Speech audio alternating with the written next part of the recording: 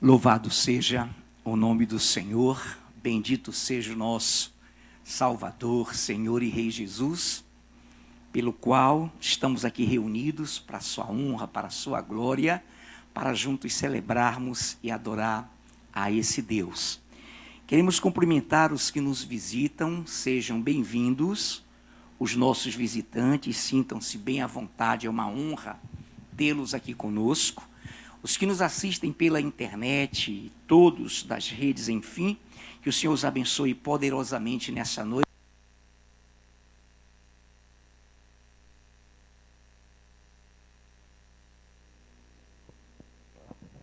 Valeu, glória a Deus.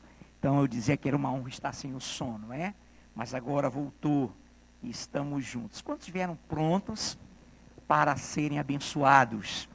Para receberem a palavra do Senhor, amém? Então, uma alegria, é uma honra estarmos juntos nesse domingo.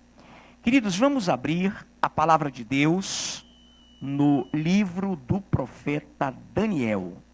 Vamos a Daniel primeiro, para fazermos uma introdução. Daniel, capítulo 2 de Daniel, versículos de 31 até ao 35, 31 até ao 35 de Daniel 2.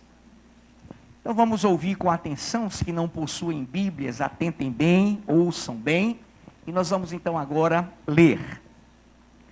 Tu, ó rei, estavas vendo, e eis aqui uma grande estátua, esta que era imensa, e de extraordinário esplendor, estava em pé diante de ti. E a sua aparência era terrível. A cabeça era de fino ouro, o peito e os braços de prata, o ventre e os quadris de bronze, as pernas de ferro, os pés em parte de ferro, em parte de barro. Quando estavas olhando, uma pedra foi cortada, sem auxílio de mãos, feriu a estátua nos pés de ferro e de barro, e os esmiuçou. Então foi juntamente esmiuçado o ferro, o barro, o bronze, a prata, o ouro, os quais se fizeram como a palha das eiras no estio. E o vento os levou, e deles não se viram mais vestígios. Mas a pedra que feriu a estátua se tornou em grande montanha, que encheu toda a terra.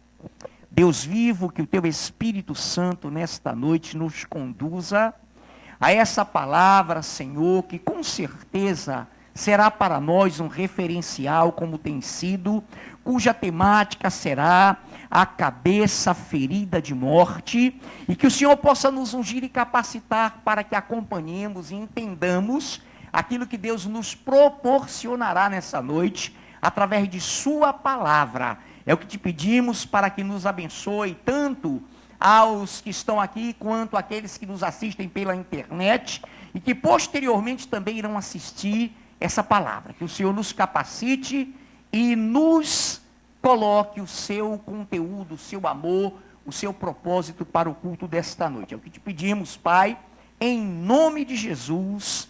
Amém. Amém. Muito bem, igreja do Senhor, vamos lá. Todos nós conhecemos essa passagem que se encontra no livro do profeta Daniel. Todos nós conhecemos e todos são capacitados, aptos para entendê-la. Nabucodonosor estava numa noite insone, estava acometido de insônia e não conseguia dormir, e começou a projetar no seu coração de como seria o mundo após a sua morte, após tantos, como seria outros reis, como seria depois o tempo do fim. E ele ficou agoniado, enfim, vocês conhecem a história, depois pediu para que pudesse interpretar para ele, mas primeiro revelasse o sonho. E aqui entra o nosso amado Daniel e revela a ele o que estava acontecendo.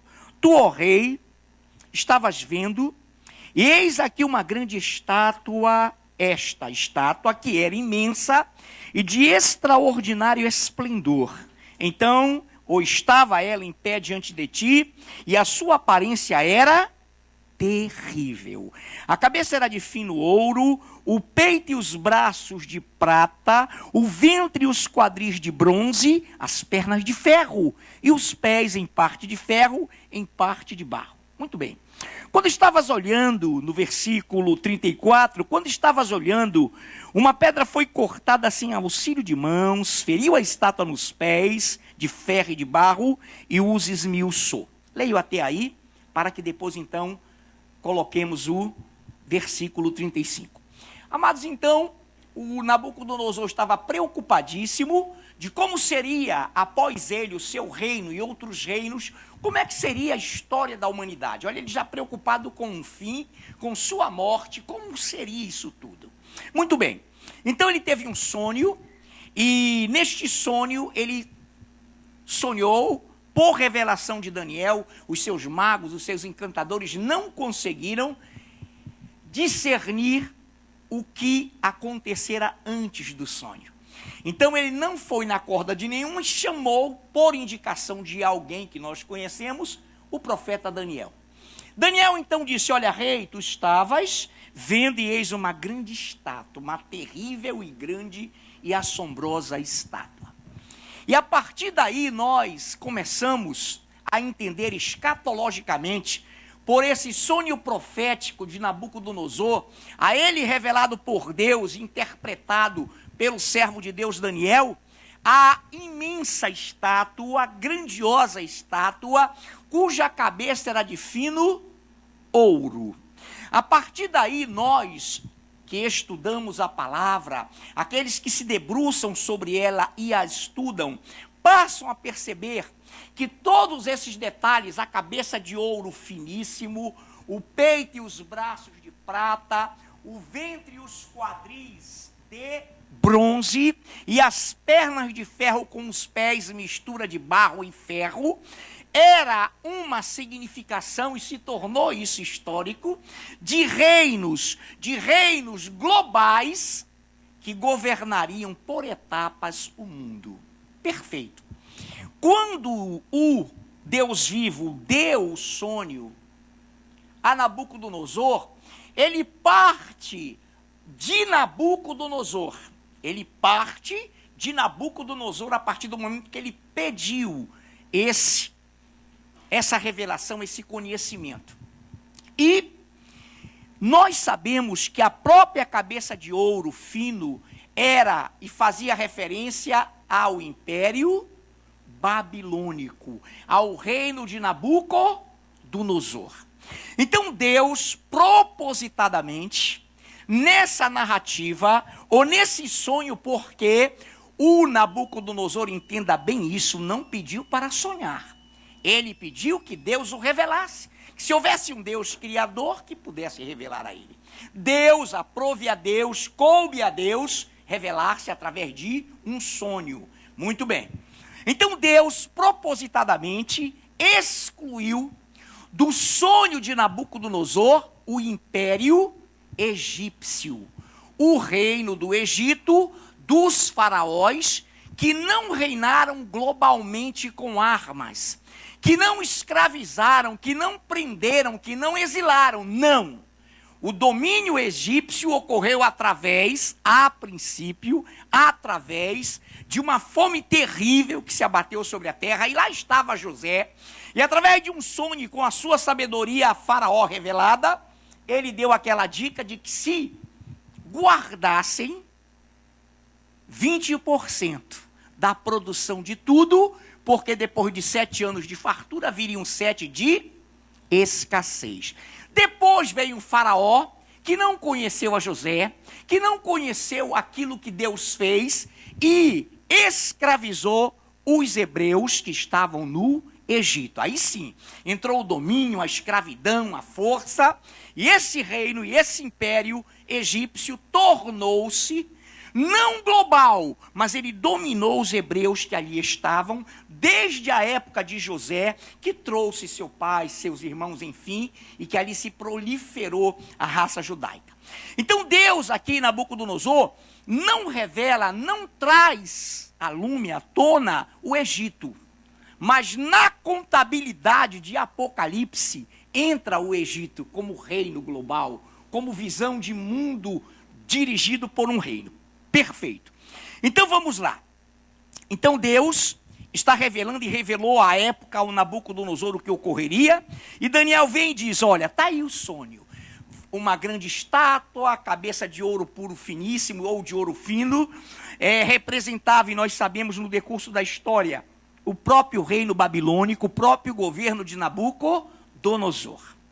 Depois viria o peito e os braços de prata.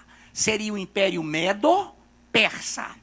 Morreu Nabucodonosor, seu neto, que também era chamado de filho, era assim a genealogia, vai e coloca os utensílios do Senhor, de Deus, que estava em Babilônia, para serem colocados num bacanal, numa orgia no palácio. Entra o Senhor com uma mão, uma escritura contada e pesado foi o teu reino, e hoje será entregue aos medos e persas. A Média e a Persa, os exércitos da Média e Persa invadiram a Babilônia, tomaram o governo das mãos da Babilônia e se tornaram um governo medo-persa em todo o mundo, governando as nações da época. Governo global. Governo de dimensões, de domínio de toda a nação viva e existente à época. Depois disso, vem o quê? Quem lembra? O ventre e os quadris de bronze. Veio o império de Alexandre Grande, o império grego-macedônico, e dominou o mundo de sua época. Depois a estátua aparecia, e Daniel a revelou, como possuindo também duas pernas de ferro. Duas pernas de ferro, que foram reveladas, e Daniel também traz uma outra visão para especificar, como o Império Romano, uma perna, o Império Romano do Ocidente e o Império Romano do Oriente, que existiram, que reinaram, que aconteceram. Muito bem, e lá nos pés da estátua, e lá nos pés, mistura de barro e ferro. Mistura de barro e ferro. Faz tempo que nós não falamos um com o outro, né? Assim na hora do culto. Olhe para o seu irmão rapidinho, olhe para minha esposa, olhe para qualquer irmão que seja o seu lado. Diga aí, nós estamos nos pés da estátua. Vamos dizer algo, daqui a pouco você vai falar com o outro, talvez você não tenha falado, você está com vontade de falar com outro irmão, vamos lá. Amados, então, atenção. Quando, entenda bem, para que nós tenhamos um tempo bem aproveitado e não percamos tanto tempo, porque a maioria dessa igreja já conhece escatologia, já participou de congressos, mas é bom que tenhamos esse tempo bem preenchido com esse discernimento. Prestem bem atenção. Nós vemos em Apocalipse, quando João diz, esse reino procede de 7 reinos, dos quais 5 caíram, e um existe.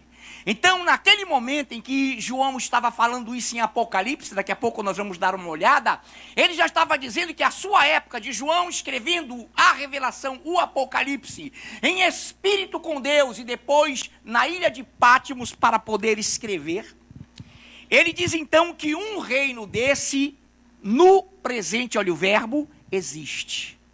Qual era o reino, qual era a cabeça, qual era o império que estava governando na época de Cristo e na época agora de João escrevendo Apocalipse? O Império Romano. Um existe, outro virá. outro virá. Então esse terá que acontecer e virá o último, oitavo rei que acabará, que será destruído. Mas vamos lá por etapas para que você não perca a dimensão. Então, amados do Senhor, hoje nós estamos nos pés da estátua, olhamos um para o outro e muito mais além. Nós já passamos e já estamos descendo exatamente nos artelhos. Quantos são os dedos dos pés somados? 10. Estamos nos artelhos. E esse pé, ou esses pés, que estavam à época e que já passaram, estamos nos artelhos, foram o momento em que o mundo foi dominado por uma bipolarização recente, chamado de Guerra Fria. Capitalismo norte-americano, Estados Unidos da América, e socialismo soviético, aqueles países que estavam alinhados em torno da União das Repúblicas Socialistas Soviéticas, que hoje é a Rússia. Então, nesse momento, a Bíblia está dizendo que nessa época haveria nesses pés e até os artelhos, por isso que eu deixei os artelhos para o fim, nós teríamos a mistura de barro e ferro. E esses reinos não se misturariam. Eu lerei depois para você, aqui mesmo em Daniel. Eles não iriam se misturar. Fariam um casamento, mas não haveria neles unidade. O que acontece hoje? O que seria hoje o ferro? No último governo da terra, saímos da bipolarização, né? Falamos Babilônia, Egito antes, Babilônia, Império Medo-Persa, grego, macedônico, alexandrino, Alexandre o Grande, Império Romano do Oriente e do Ocidente, e os pés da estátua, a bipolarização, os pés em mistura de barro e ferro até os artelhos. O que é hoje, dentro da nossa realidade? Existe pastor de ferro e barro no Brasil? Existe. O ferro, igreja, é duro ou mole? É um metal duríssimo, é um metal fortíssimo. E esse ferro nos pés da estátua significa o ferro a ditadura, as ditaduras totalitárias comunistas, que são duras, que são radicais, que são, infelizmente, contrárias a Deus. É o império que se levanta para confrontar Deus. E o barro vem do grego demos, povo, barro, democracia. Governo do povo, demos, povo, cracia no grego, governo. Então esse barro mole é o veículo que o comunismo totalitário, chamado ferro, entra através dela. Mas eles não se misturam, eles não podem se coadunar. Eles não têm ligamento. Mas, amém. Eu vou adiantar um pouquinho, aqui mesmo capítulo 2 de Daniel, para que os irmãos entendam. Versículo 35. Então foi juntamente, mas vamos para o 34. Quando estavas olhando, uma pedra cortada sem auxílio de mãos, feriu a estátua nos pés de ferro e de barro e os esmiuçou. Quem é a pedra? Angular, que os construtores rejeitaram, que será cortada do monte do Senhor sem auxílio de mãos, sem visão política, sem homens. Ela virá por ordem de Deus. E a Bíblia diz, sem auxílio de mãos, feriu a estátua nos pés e destruiu, e esmiuçou tanto barro quanto ferro. Amém, queridos? 35, então foi juntamente esmiuçado ferro, barro, bronze, a prata, o ouro, os quais se fizeram como palha das eiras do estio. O vento os levou e deles não se viram mais vestígios, sinais. Mas a pedra que feriu a estátua se tornou uma grande montanha que encheu toda a terra. Pastor, para lá. A pedra não só esmiuçou o barro e o ferro, mas esmiuçou o ouro, a prata, o bronze, o ferro. Significa dizer que todas essas bestas, todos esses governos humanos, que a Bíblia chama de besta, foram consequência de um plano de desobediência a Deus, que graçou, encheu a terra, se fez notória, dominou sobre os homens e procedem de um reino contrário, antagônico ao Senhor. Antes de continuar, deixa eu narrar para você algo tremendo. A grande meretriz é uma figura escolhida para representar a monstruosidade ou a monstruosa iniquidade da civilização que se rebelou contra Deus. Torna-se símbolo da rebelião da humanidade, que concretamente se manifestou a princípio em Roma e que se manifestou em todos os impérios globais do mundo. E aí vai se concentrar nos últimos tempos no império do anticristo. Muito bem. Então, nessa noite, toda essa governabilidade, toda essa estrutura governamental do mundo vai cair. Porque Apocalipse diz que esse espírito, que essa coordenação de governos globais, começa lá no Egito. Se propaga, vem, passa rapidinho pela Síria, mas não se registrou um governo global ali. E entram essas visões. O que nós aprendemos com isso? O governo de Deus, queridos, chama-se, quem lembra? Teocracia. Teos, cracia, governo de Deus. Os homens se rebelaram em Nimrod, construíram uma torre e começaram a desobedecer a Deus.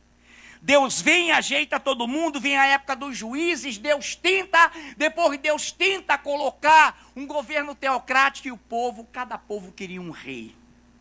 Deus libera, faça o que vocês quiserem. Veio Saul para Israel e reis para as nações. Governo de monarquias. E Deus então deixou o povo caminhar. E hoje nós estamos exatamente onde? Em que governo, pastor? Acabamos de falar, nos pés da estátua. Mas a bipolarização da Guerra Fria acabou, pelo menos teoricamente, formalmente, em 1989 com a queda do Muro de Berlim, com o falimento de Boris Yeltsin, Mikhail Gorbachev, a queda do Império Socialista. Acabou ali. Então, nessa noite, vamos olhar para o nosso irmão de novo e diga, estamos nos dedos, nos artelhos da estátua. Quantos aqui acreditam que estão na última geração? Irmão, não tem saída, até historicamente não tem para onde correr. Não só são os fatos da restauração do Estado de Israel, que é a figueira mais um reforço, mas nós estamos exatamente no último governo da face da terra. Mas vamos para uma novidade, Apocalipse capítulo 13.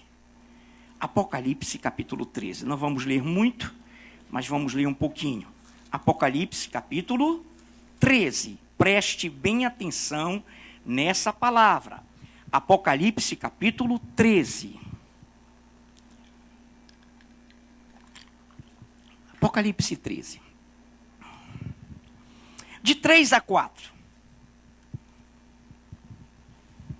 Então vi uma de suas cabeças como golpeada de morte. Mas essa ferida mortal foi curada, e toda a terra se maravilhou, seguindo a besta. E adoraram o dragão, porque deu a sua autoridade à besta. Também adoraram a besta, dizendo, quem é semelhante à besta?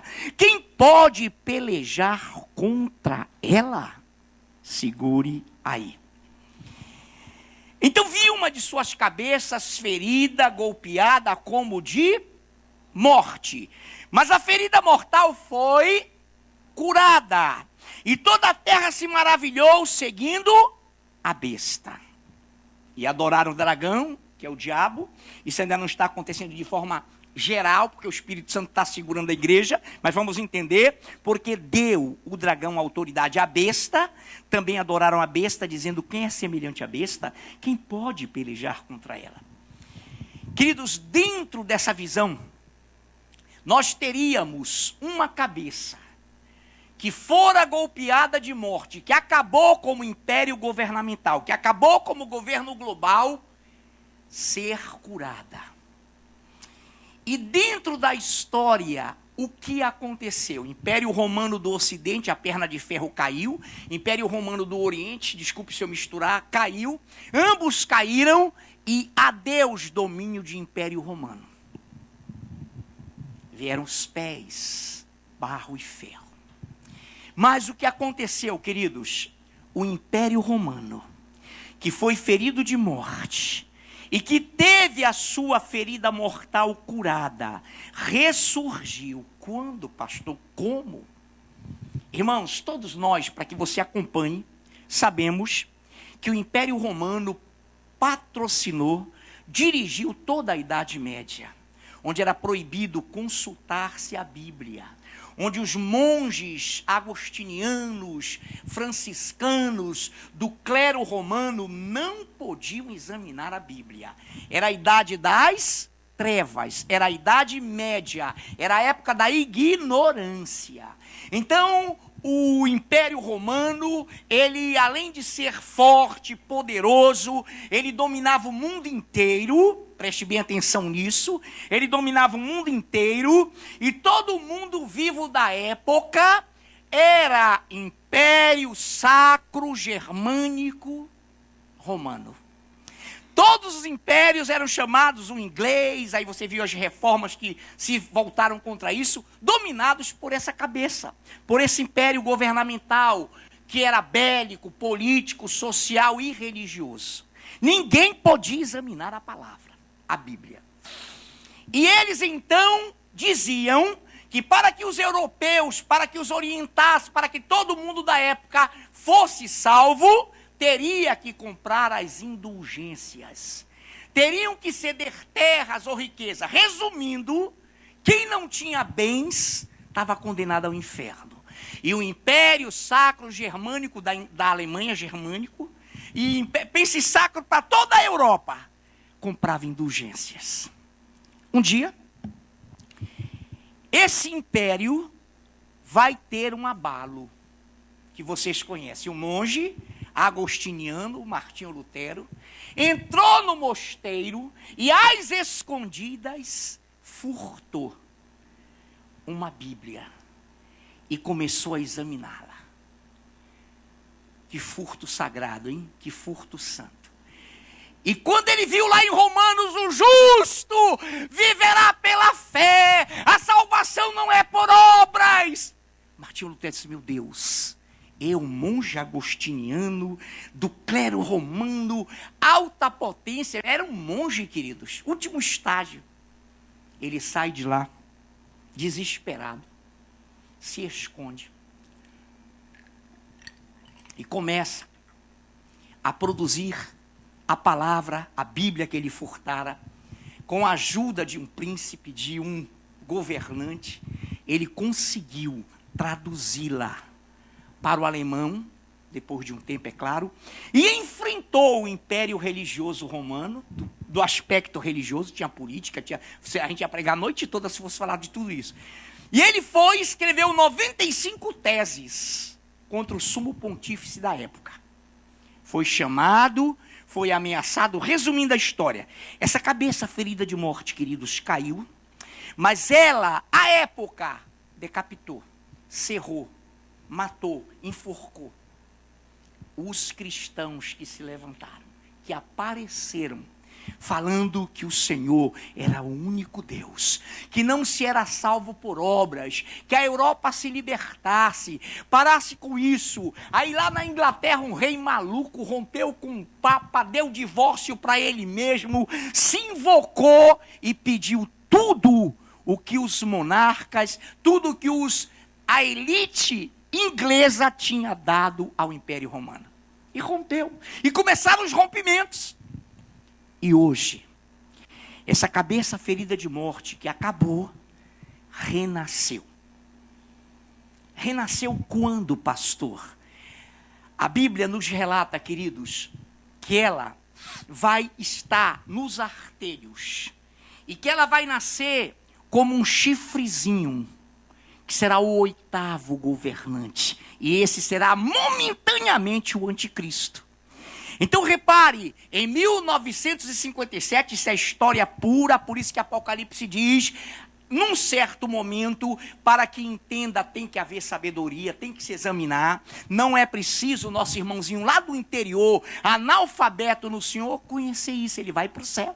Mas o Senhor está falando conosco nesta noite. Irmãos, nesse momento, em 1957, pelos acordos de Roma, nasceu o Tratado do Mercado Comum Europeu, que tornou-se, para resumir, a União Europeia, que hoje é um conglomerado de países que conseguiram, uns romperam, outros não, uma só moeda, a euro-lira.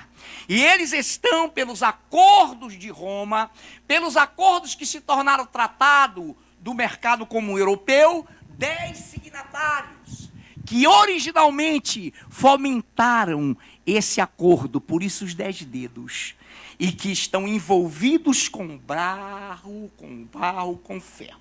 Muito bem, mas continuando, ele renasceu, mas ele havia morrido.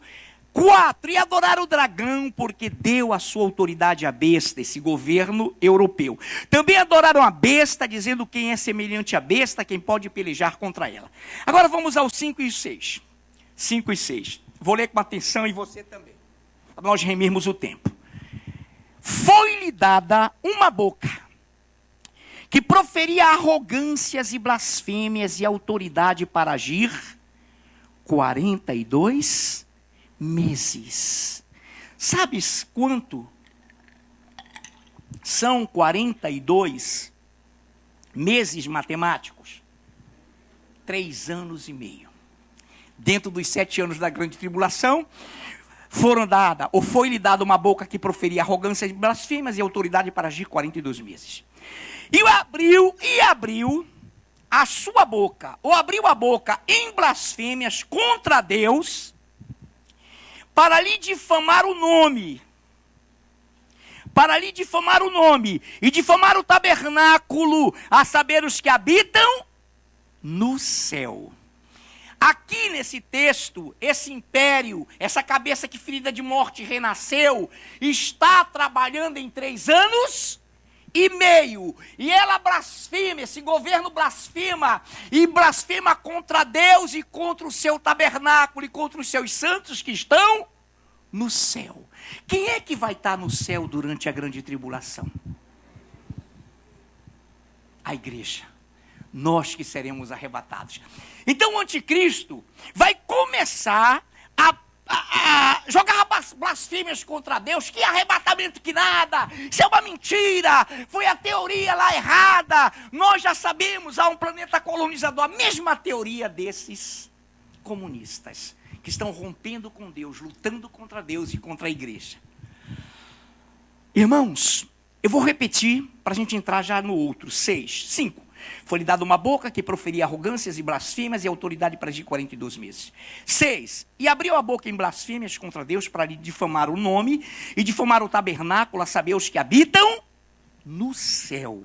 Todas as miríades, os arrebatados, os anjos, enfim. E Deus. Agora olha lá, 7. Foi-lhe dado também que pelejasse contra os santos e os vencesse. Deu-se-lhe ainda autoridade sobre cada tribo, povo, língua e nação. Então vamos lá, pastor, explica isso. Foi-lhe dado que pelejasse contra os santos e os vencesse. Haverá santos na terra depois do arrebatamento? Haverá. Aqueles que ficaram, irmãos, vão se recompor. Vão ver o susto, vão ver a calamidade, vão ver a mudança, vão ver esse império comunista, anticristão reinando, e vão começar a clamar por Deus. E os 144 mil judeus, que serão também salvos dentro da grande tribulação. Porém, serão vencidos pelo anticristo, dentro desses 42 meses. Foi-lhe dada, 7, foi-lhe dado também que pelejasse contra os santos e os vencesse, deu-se-lhe ainda autoridade sobre cada tribo, povo, língua e nação. Irmãos, assim começa a cabeça. Olha como o diabo, ele imita Deus, e olha como Deus permite que nós entendamos essa imitação. A cabeça foi ferida, foi golpeada de morte e a ferida foi... Jesus morreu e o diabo fará um mezaninho, né? Ou a palavra não é mezaninho, não. É mise-en-scène, um jogo, a palavra de origem francesa é uma bacaba, alguém lembra? Uma mentirada para explicar isso. Então, olha que coisa tremenda. Então, abriu a sua boca em blasfêmia, já falei, o 7, vencesse. E ele deu ainda autoridade, olha lá, foi-lhe dada também que pelejasse contra os santos e vencesse. E deu-se-lhe ainda autoridade sobre cada tribo, povo, língua e nação. Jesus salvou anteriormente, ainda salva, todos de toda tribo, língua e nação. A imitação é terrível. Ele será crido pelos judeus. É por isso que os judeus o aceitarão.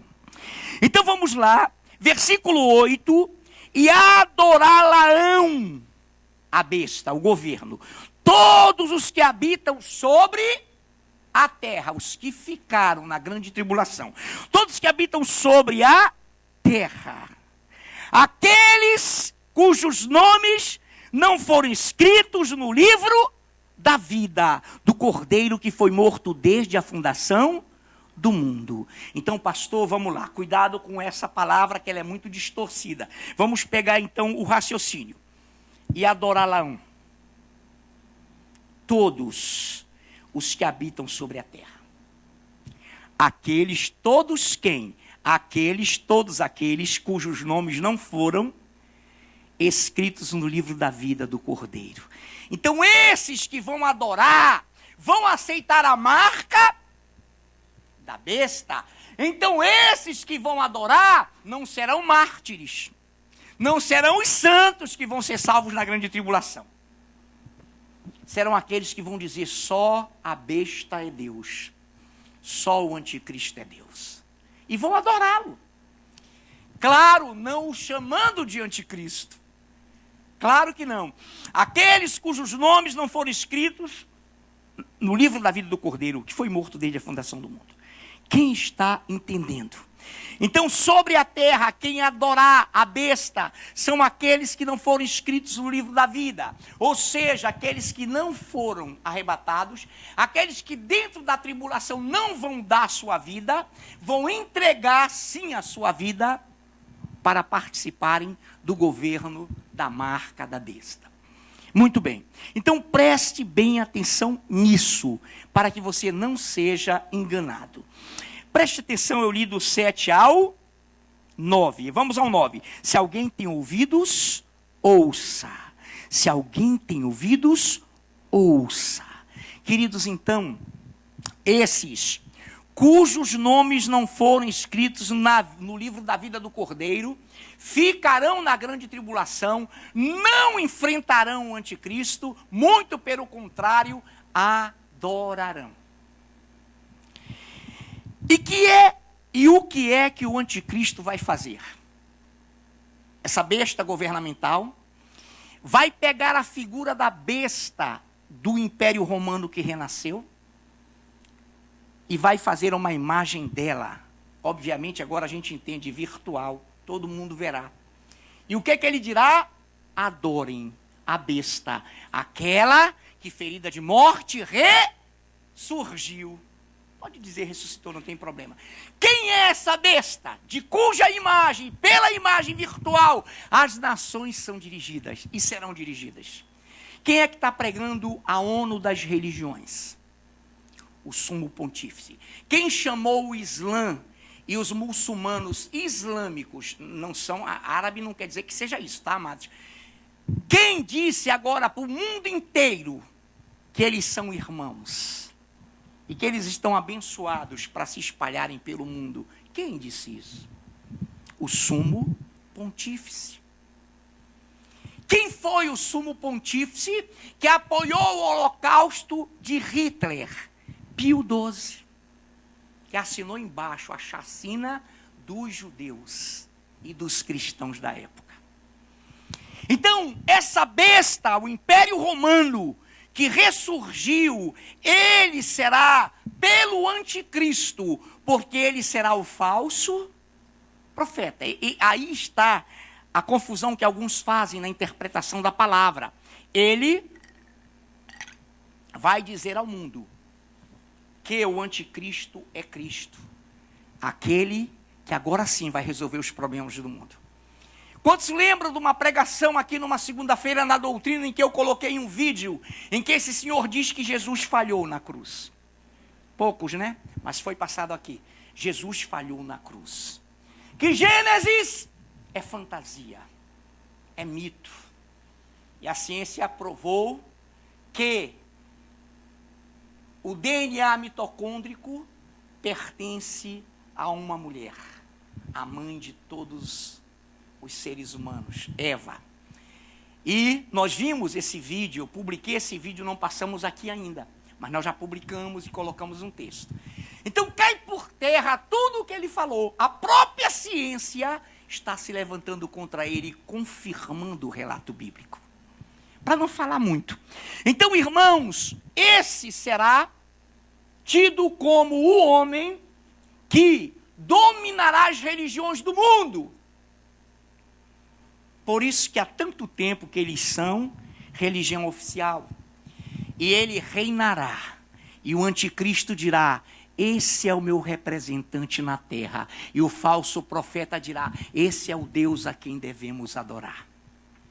E os judeus então estarão unidos com ele em aliança. Quando ele fizer isso, fizer uma estátua, fizer uma imagem que fale, hoje há poder para isso, você sabe. Ele então, ou os judeus então, romperão com ele dentro da grande tribulação. Não é o nosso Deus, não é o Messias. Aí imagine esse povo olhando: quem é? É aquele mesmo, é ele. Com súplicas e com choro começarão a glorificar o Senhor. E o Senhor lá da glória, a gente lá: oh, chegou a plenitude dos judeus, Senhor.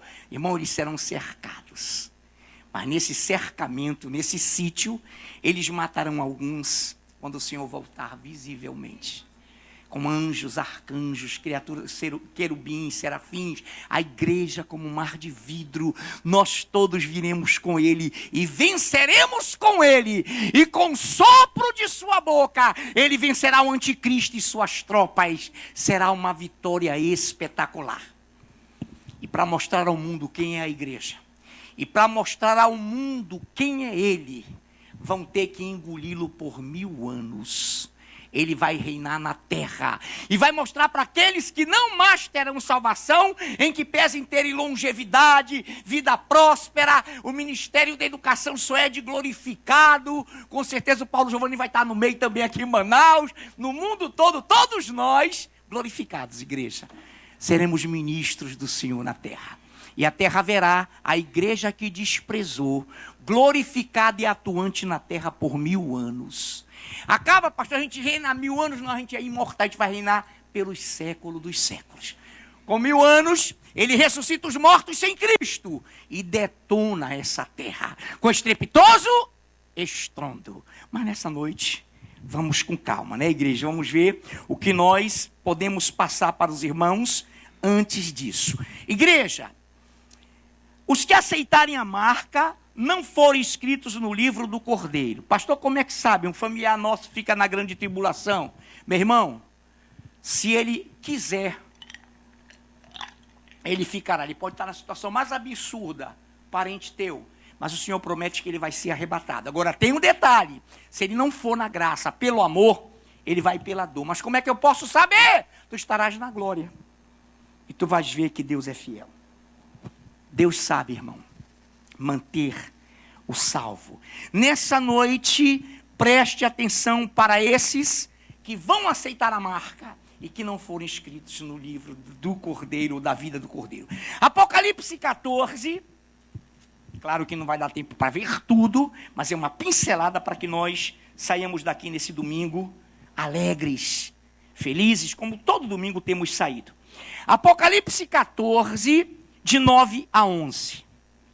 Seguiu-se a estes outro anjo, o terceiro, dizendo em grande voz: se alguém adora a besta e a sua imagem, e recebe a sua marca na fronte ou na mão, também esse beberá do vinho da cólera de Deus, preparado sem mistura, do cálice da sua ira, e será atormentado com fogo e enxofre diante dos santos anjos e na presença do Cordeiro. A fumaça do seu tormento sobe pelos séculos dos séculos, e não tem descanso algum, nem de dia nem de noite, os adoradores da besta e da sua imagem, e quem quer que receba a marca do seu nome. Queridos, não tem esse negócio, não, no inferno eu vou esquecer, eu vou dormir, nem sei que vou estar lá. O contrário é verdadeiro, nós saberemos quem fomos na terra na glória, nós voltaremos para essa terra glorificados e reinaremos com Cristo 1000 anos. A terra vai ter que ver-te e todos verão a glória do Senhor. E no dia do juízo, no final do milênio, na ressurreição dos mortos sem Cristo, quantos vão te ver em glória? Quantos vão dizer, meu Deus, olha aquele pessoal da Fogo Vivo de Manaus, eu entrei naquela igrejinha, naquele templozinho. Nós seremos o júri do Senhor, todos em corpos de glória. Amados do Senhor, é tanta coisa para falar. A Bíblia diz que ele seduz os que habitam sobre a terra, que ele vai reinar. A besta que viste, que era e não é, que está para emergir do abismo e caminha para a destruição. Nós seremos e nós somos aquele povo que não passará pela grande tribulação. Mas os que ficarem verão isso tudo. Para concluirmos, para terminarmos, abramos lá em Daniel 2, para a conclusão, e vamos para o capítulo 2, claro, de Daniel, capítulo 2, de 41 a 45. De 41 a 45.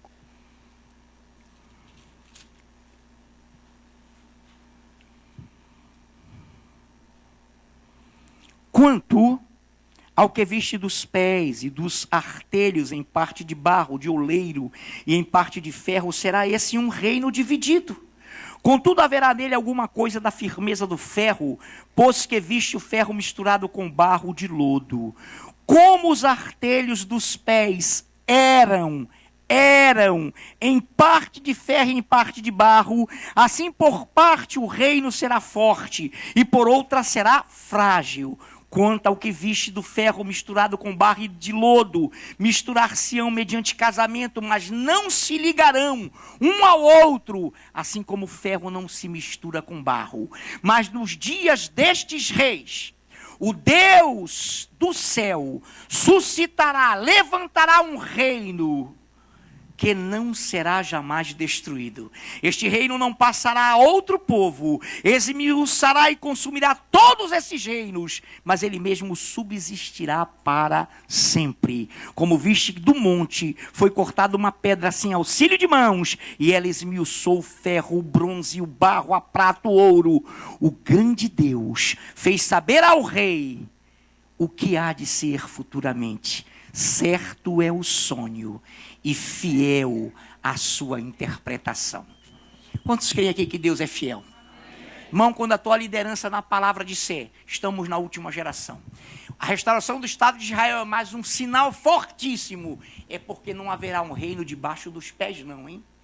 Ah, pastor, não vão abrir um buraco e vão botar outra estátua. Não, irmão, vai acabar agora. Estamos no fim, é por isso que a gente está aí dando baladas espirituais, tiros espirituais contra esse império das trevas. É por isso. Então, nessa noite, tu que crês, serás arrebatado. Pode deixar a perseguição. E o império romano que ressuscita tem um braço armado, que nós traremos no outro momento, que é a islamização do mundo. A Europa está em palcos de aranha. Quem não tem acesso a internet não pode ver pela mídia, a mídia cobre, a mídia esconde tudo isso. Mas eles estão imperando, igreja. Estão fazendo coisas atrozes, mas o nosso Deus é fiel. O Espírito Santo diz, não, para, a minha igreja está na terra, a minha igreja está na terra. Quando a igreja subir e acontecer aquela confusão na terra, a morte por decapitação será legalizada, instituída e aprovada por lei. no mundo inteiro. No mundo inteiro. Pastor, eu nem me assusto mais de tanta lei maluca que está aí. Me passaram hoje, eu ainda vou examinar, porque às vezes a gente pega aí algum comunicado e às vezes é fake. Né, irmãos? Então eu fiquei ardendo no coração, mas tem pessoas aí examinando para mim, pessoas de extrema confiança, até de inteligência, examinando. Meu irmão, se for verdade, você vai ficar de queixo caído. É uma mensagem suposta do Twitter de Temer, que estão vendo se é real. Ele dizendo que é preciso acabar no Brasil com a cultura da Bíblia. Que isso aqui é uma doutrinação que tem que acabar. Não sabemos se é verdade ainda. Se for, irmão, o Senhor está mais perto do que no princípio cremos. Nessa noite, quantos estão preparados para subir? Então fique atento, que nós estamos atentos não só na palavra, mas na história. E vendo para você, sinalizando para você, os dias são chegados. O Senhor está às portas. Quantos podem aplaudir o Deus vivo?